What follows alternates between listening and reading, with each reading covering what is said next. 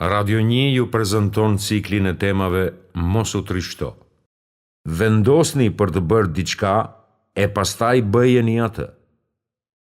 Gjithçka që kam shkruar në këtë libër, duke përfshirë ajetet kuranore, thënjet e pejgamberit, vargjet e poezive, ngjarjet dhe fjalët e të mençurve, të thërret për të filluar një jetë të re, plot me shpresë dhe përfundim të mbar. Mirë po, nuk do të mund të përfitosh nga ky libër pa vendosmëri të vërtet, këmbgulje të fortë dhe një dëshirë të sinqertë për ta larguar trishtimin, ankthin dhe nervozitetin. Allahu i ka veçuar ata të dërguar që kishin vullnet të fortë.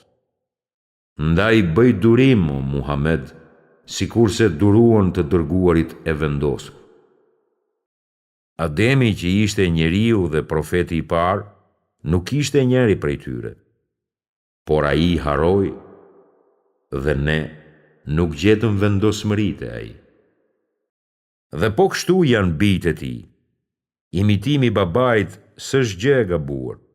Mirë po ai s'duhet pasuar edhe në mëkat, por duhet penduar. Dhe vetëm Allahu na ndihmon.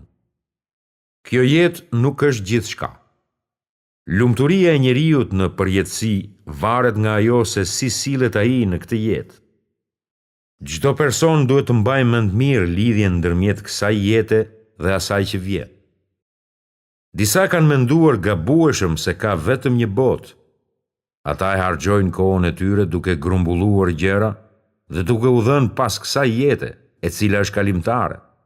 Pastaj ata vdesin me dëshirat dhe aspiratat e tyre ndërkrahëror, të paplotësuara dhe të haruar. Nganjëherë mahnitem me shpresat tona afatgjata në këtë botë, pritshmëritë tona për të ardhmen për një jetë në të cilën njeriu nënshtrohet, dhe atij madje nuk i merret as mendim, e as nuk i jepet ndonjë lajm apo alternativë.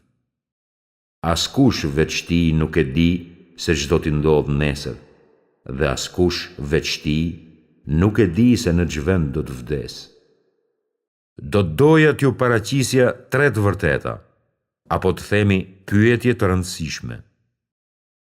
Si mendoni se do të gjeni paqe dhe qetësi kur nuk jeni të kënaqur me Zotin tuaj dhe caktimin e tij, si dhe të pakënaqur me furnizimin dhe aftësitë tuaja? A e keni falenderuar si duhet Allahun për bekimet dhe mirësitë e tija që të meritokeni të kërkoni të tjera favore? Ai që s'mund të kontrolloj pak, me siguri nuk mund të kontrolloj as shumë. Si ka mundësi që nuk përfitojmë nga ato aftësi që na ka dhënë Allahu, duke dështuar për t'i zhvilluar dhe kultivuar ato? Po t'i kishim përdorur ato, do t'u kishim dhënë të tjerëve edhe kontribuar shoqërisë. Cilësitë dhe talentet pozitive janë shpesh brenda nesh. Mirë po në shumë prej nesh ato rinë të varrosura si mineralet të çmuara nën tokë, të cilat vetëm eksperti mund t'i minoj, laj dhe pastroj, duke i bërë të shëndritshme. Vetëm kur ndodh kjo, ne u mësojmë vlerën e vërtetë atyre. Fsheja nga e keqja mund të jetë zgjidhje e përkohshme. Lexova librin El Mutawarin nga Abdul Ghani el-Ezdiu. Libër interesant, i cili tregon historitë e atyre që u fshehen për shkak të frikës se do të ndëshkoheshin nga El Hajjaj ibn Yusufi, despoti mizor i kohës vet. Ebu Umer ibn el-Ulaj thonte për vështirësitë e veta. Kur Hajjaji më kërcënoi, ika në Yemen dhe qëndrova në një shtëpi në Sana. Natën ulesha në çati dhe ditën fshihesha brenda. Një natë, kur isha në tarac, dëgjova një njeri që recitonte 1-2 vargësh. Ndoshta shpirtit me rohet e shqetësohet nga një çështje për cilën ka një zgjidhje, por si lirimi i një nyje. Ebu Umeri vazhdon. Kur ai njeri tha zgjidhje, ndjeva një shkëndij shpresë dhe u gëzova. Pastaj dëgjova një njeri tjetër t'i shpjegonte fjalët e të parit, duke lajmëruar se El Hajjaji kishte vdekur. Për Allah, nuk e di se cila prej këtyre 2 gjërave më gëzoi, fjala zgjidhje apo fjalimi Hajjaji vdiq. Vetëm një vendim është i durueshëm dhe duhet të ndodhë patjetër, dhe ky është vendimi i atij që kontrollon qiejt edhe tokën. Çdo çast ai angazhohet me një çështje të re. Edhe Hasan el Basriut ju desh të fshihej nga Haxhaxhi. Kur i mbriti lajmi i vdekjes tij, Hasani e falenderoi Allahun duke rënë në sejdë. Sa i përsosur është Allahu, i cili i ka vendosur disa përmbi disa të tjerë. Dikush vdes dhe për rrjedhim të tjerët bien në sejdë për të falenderuar Zotin e tyre. Për ta nuk qajtën as qiejt as toka, edhe atyre nuk ju dha afat. Nga ana tjetër ka njerëz që kur vdesin, shtëpitë bëhen vendezie, syt ajnten nga lotët dhe humbja e tyre ndihet sinqerisht në zemrat e njerëzve. Ibrahim en-Nehaiu ishte një tjetër prej atyre që u fshehen për shkak të Haxhaxhit. Kur i mbriti lajmi, ai qau me lot gëzimi dhe tha në një dy vargësh: Gëzimi më ka përpir deri në atë shkallë sa nga madhështia e asaj që më gëzoi, i anisa të qaj. Ka strehat sigurta për të shtypurit tek mëshirë ploti. Ai dëgjon dhe shikon shtypësin dhe të shtypurin, fitimtarin dhe të mundurin. Një ajet kuranor thot: Ne e bëm njerin prej jush sprov për të tjerët. A do të bëheni të durueshëm? E Zoti yt është shikuesi i gjithë shkaje.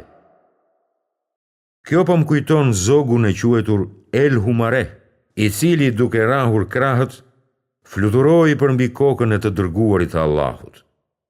Ai pa ankoi kundër dikujt që i kishte marrë zogjt nga foleja. I dërguari i Allahut tha: Kush e ka friksuar atë duke ja marrë zogjt? Kthejani zogjt.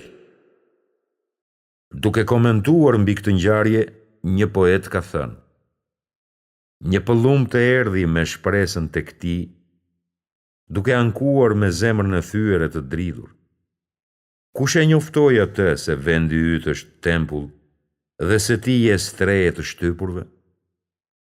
Said ibn Xhubeiri ka thënë: Për Allah, vazhdova të largohem nga Haxhaxhi për një farë kohe, gjersa ndjeva turp nga Allahu fuqiplot e i lartësuar.